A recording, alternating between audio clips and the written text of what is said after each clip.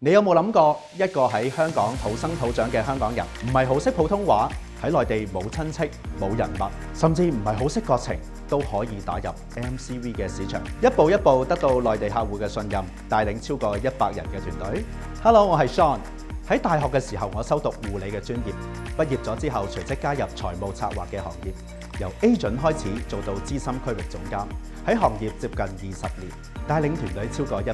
12年前，我開始發展內地嘅客戶，為咗更加深入了解內地嘅文化，我返去內地進修，喺復旦大學完成咗工商管理碩士嘅課程。咁多年，我認識咗唔少人脈同埋網絡，更加了解到佢哋嘅想法。相信大家都同意，內地嘅客戶係香港保險業增長嘅源頭。我好希望可以利用我嘅經驗去貢獻業界。咁做大陸單係咪需要晚晚陪酒㗎？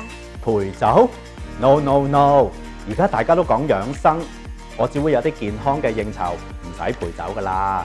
點樣可以避免回傭啊？回傭一定有人問㗎啦。不過你放心，喺我個課程我會教你點拆解嘅。放心放心。點樣先可以發掘到有價值嘅內地客戶啊？喂，乜你咁多嘢問㗎？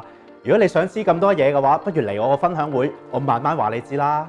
如果你都想喺2025年有重大嘅突破，做到 MCV 嘅大單，歡迎你參加我嘅分享會，到時見啦。